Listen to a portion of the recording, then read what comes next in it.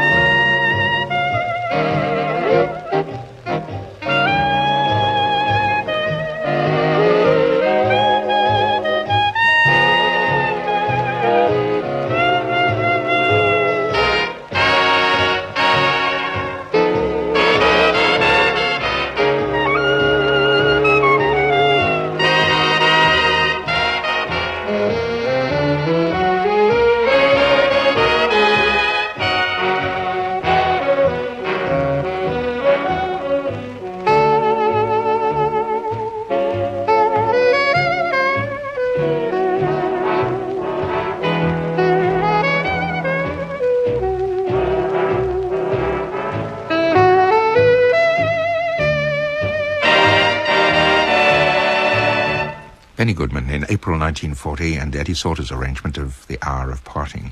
I don't think Benny was particularly partial to that tune. He recorded it once before under Teddy Wilson's name in 1937, backing a vocalist.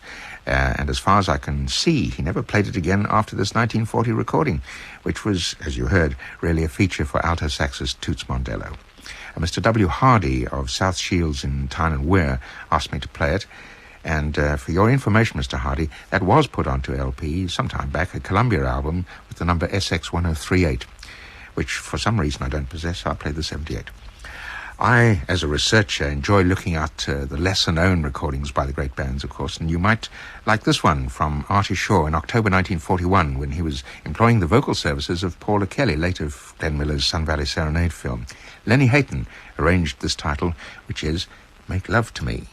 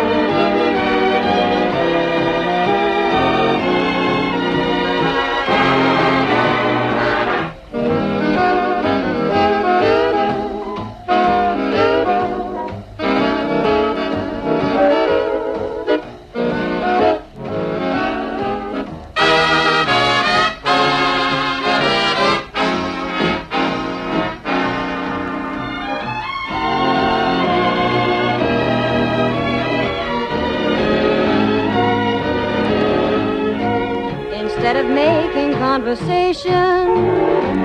Make love to me, my darling, while there's still a moon. Must I extend an invitation? Make love to me, my darling. Tonight will end so soon.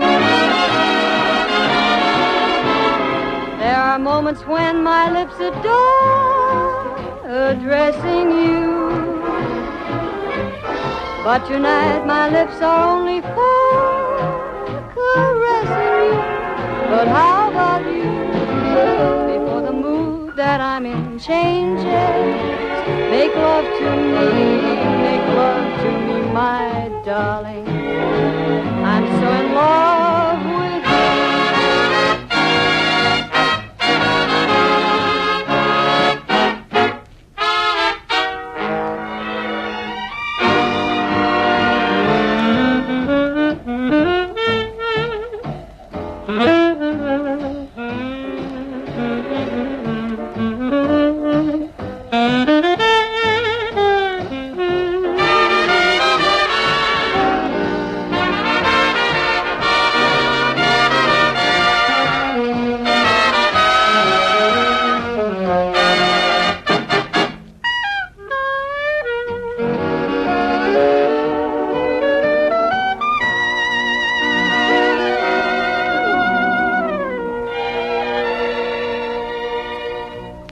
Kelly, and the tenor saxophonist was Georgie Auld with Artie Shaw and that beautiful 32-man Artie Shaw Orchestra of late 1941.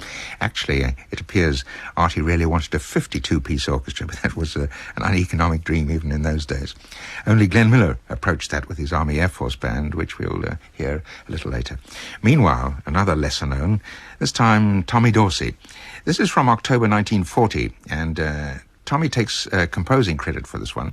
Along the way, there are solos from Don Lodis on tenor, a drum barrage from Buddy Rich, Joe Bushkin on piano, Ziggy Elman on trumpet, and Miss Connie Haynes looks in somewhere to title the piece, which is Swing Time Up in Harlem.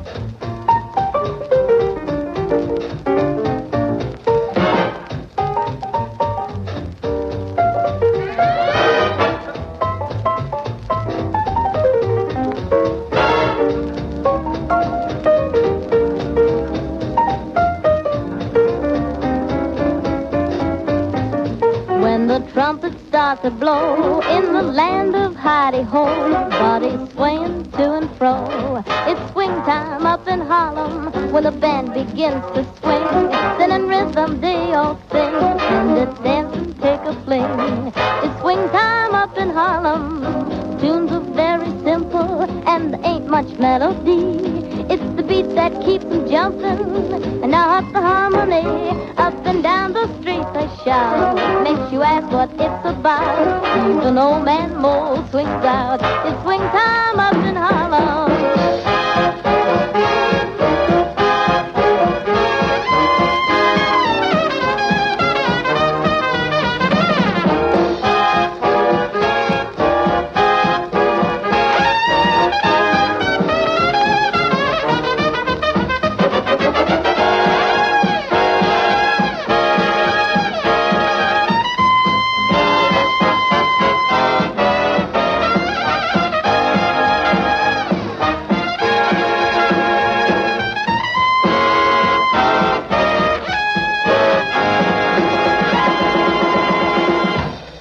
Tommy Dorsey and his star-studded band of 1940 with Swing Time Up in Harlem.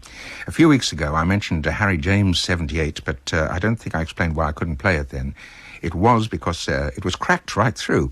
I've now acquired another copy. This is one of a pair of double-sided 78s that Harry recorded on November the 11th, 1946. Moten Swing was one of the titles.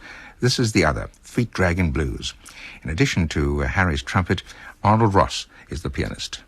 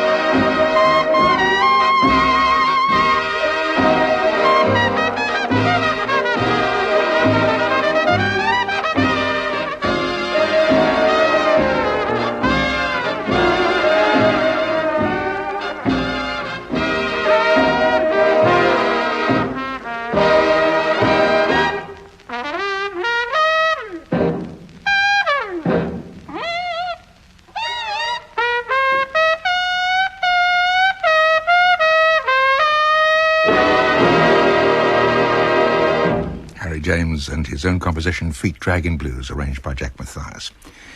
Well, the ladies seem to have the vocal choruses this evening. It's Helen O'Connell now, who was assigned this one by Jimmy Dorsey.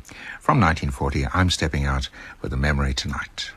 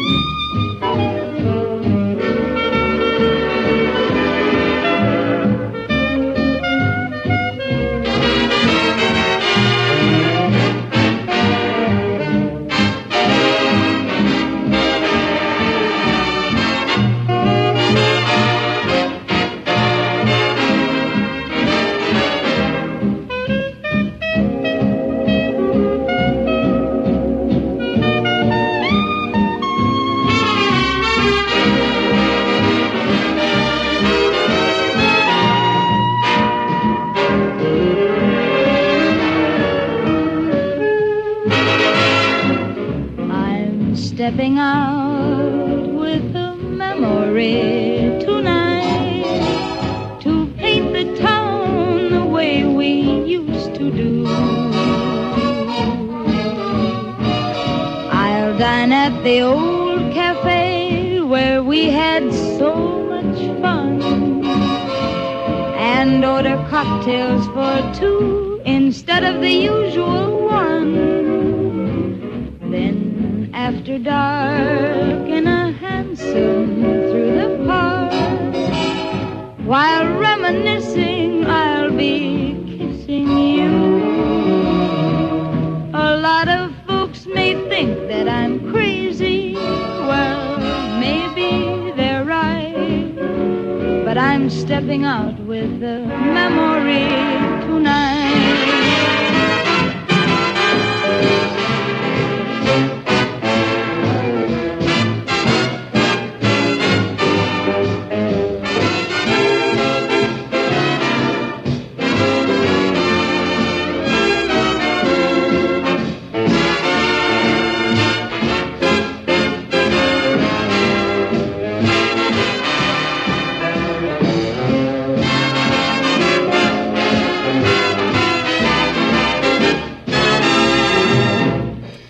That'll be remembered by quite a few of you, I'm sure. Big song of 1940, I'm Stepping Out with a Memory Tonight. Helen O'Connell with Jimmy Dorsey's orchestra. Last evening, I was helping to host a concert by the Sid Lawrence Orchestra at the Walthamstow Assembly Hall. It's a regular venue every March for the band. I think this was the 17th or 18th year that they've been there. I've been there for quite a few of them too. And for the first time, we had Sid's second-in-command, Brian Pendleton, conducting. And didn't he do well? He received a terrific ovation, so Sid needn't worry. The band is in very good hands indeed.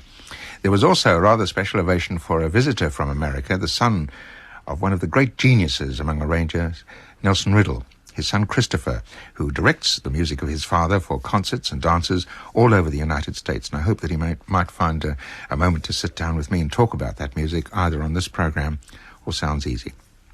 After the concert, as always, it's very nice to meet members of the audience, and last evening a charming lady named Glynis, a member of an operatic and dramatic society, a local one I think, asked me if I could play something for her mother, Pam Acott of Chingford.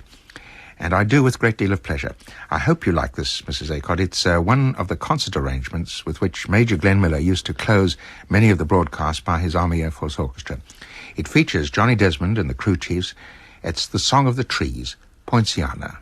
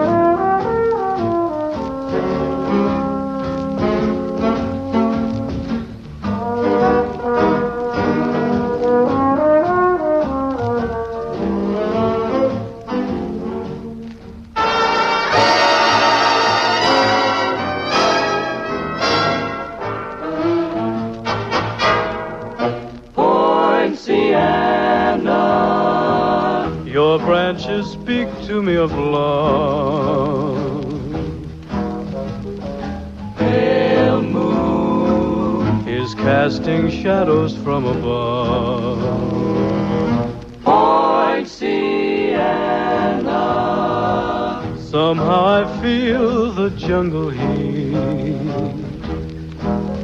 within me. There grows a rhythmic savage beat. Love is everywhere, its magic perfume fills the air. To and fro you sway, my heart's in time, I've learned to care. I've learned to care. Point Sienna, from now until the dawning day, I'll learn to love forever, come what may. Blow, tropic wind, sing a song through the trees. Free, sigh to me. Soon, my love, I will sing.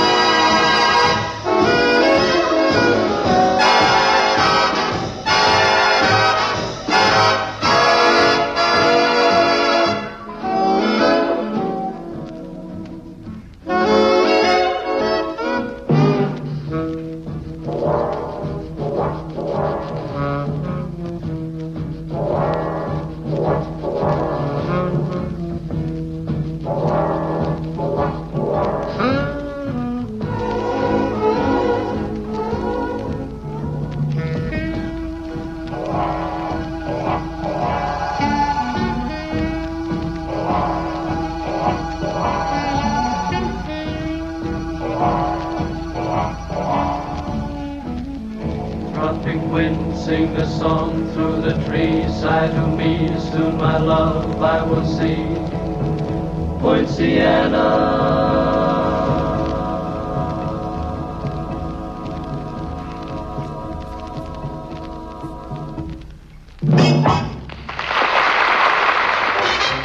Point Sienna, Major Glenn Miller and the Army Air Force Orchestra with Johnny Desmond and the Crew Chiefs. And it's the same orchestra featuring pianist Mel Powell, as you can hear, this time taking us to the news with Enlisted Men's Mess.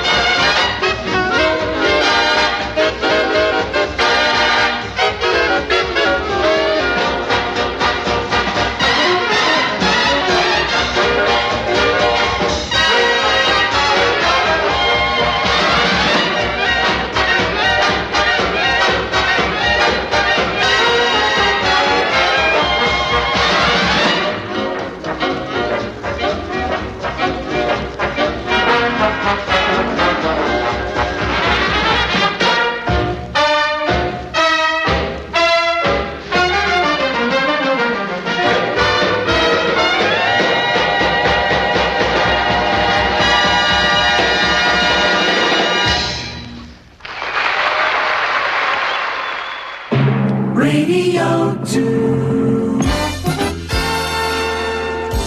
8 o'clock with the news summary, Patrick Lunt. The government has announced a number of measures designed to cut pollution of the North Sea. They include the phasing out of the dumping of sewage sludge and raw sewage into the sea. The measures will cost up to £3.5 billion. The announcement comes on the eve of a conference on the North Sea, at which Britain's representative will be the Environment Secretary, Mr. Chris Patton. We came to the conclusion that on the whole, the arguments were slightly in favour stopping sewage sludge dumping, partly on the precautionary principle.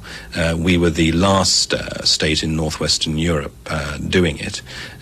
We think that it doesn't have harmful effects, but we thought that since we're talking in the context of the North Sea about a shared environment, shared with the other North Sea states, we should take account of their concerns and do what we'd promised to do.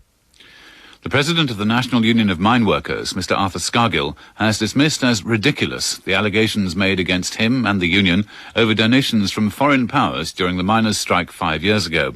He strongly rejected the allegation that money had been used by him and other miners' leaders to pay off personal debts. A meeting of the miners' national executive is due to be held later this week. A motion has been tabled in the Commons recommending that the Conservative MP Mr. John Brown should be suspended without pay for 4 weeks. It follows a report which said he failed to declare business interests.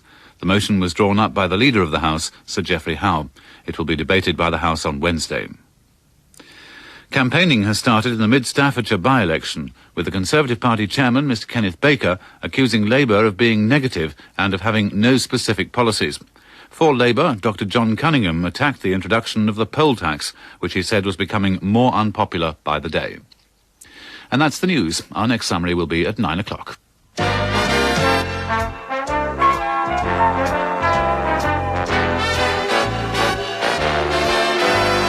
Radio 2.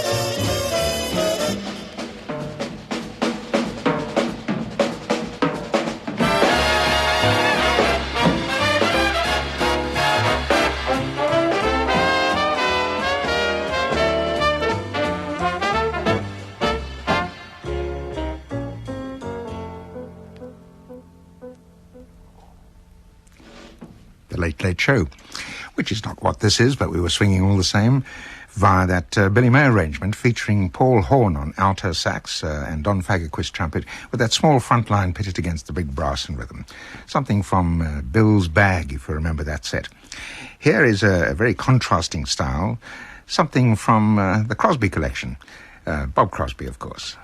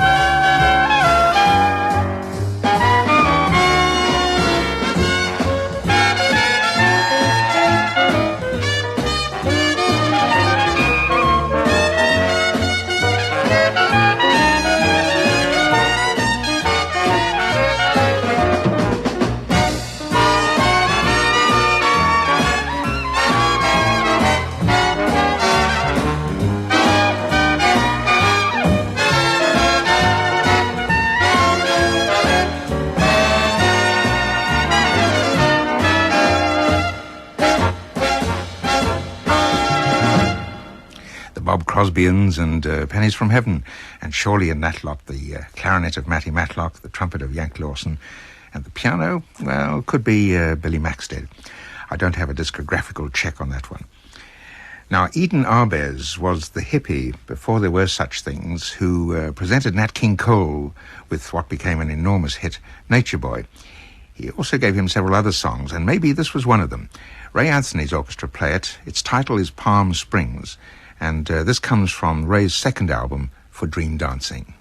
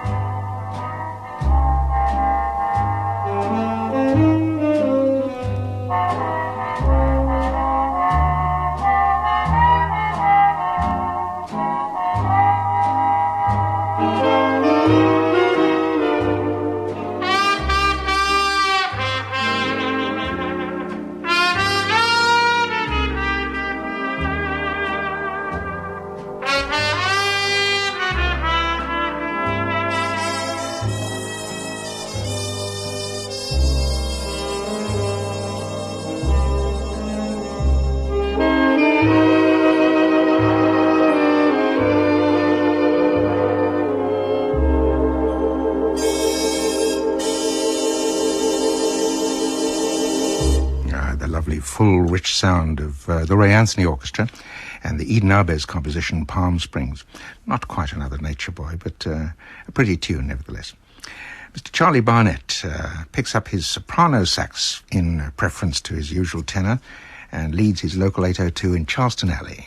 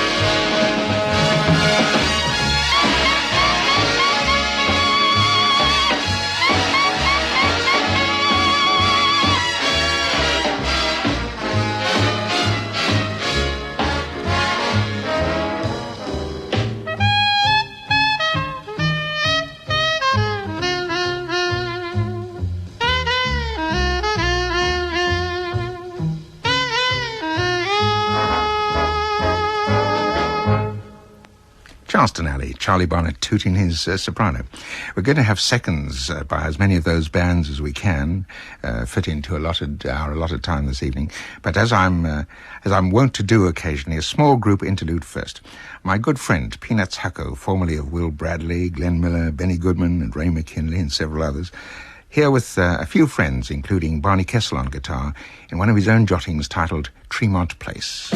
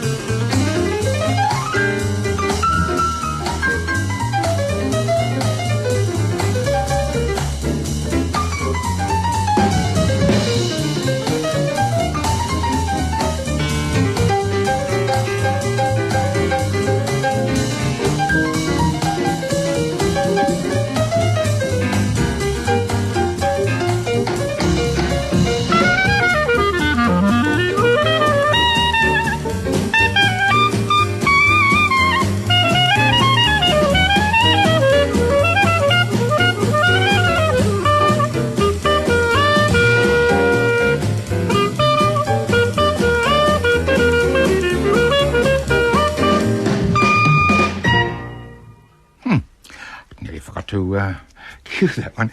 Lovely. That was, of course, Peanuts Hucker's Quintet and Tremont Place, as I said. And I was thinking of turning to Ray Anthony's Brass Galore album for his seconds. That was originally known as Sound Spectacular. But most of those arrangements are up-tempo, and we've just had a couple of those in Charleston Alley and Tremont Place. So back to the Dream Dancing record. And this old favourite from, I think, the 30s, perhaps it was even the 20s, Home.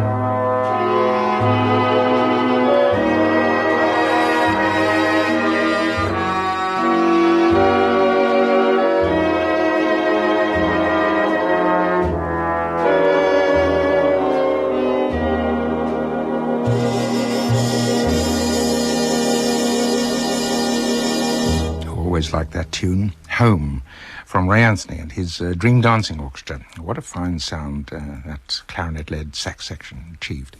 But then it was an excellent band all the way around, I think. And I remember with what pleasure I enjoyed observing the orchestra in the recording studios in Hollywood in the 1950s. Back for seconds to Bob Crosby and his recreation of the orchestra's earlier hits. Well, one of my favorites from this collection is Boogie Woogie Macheech.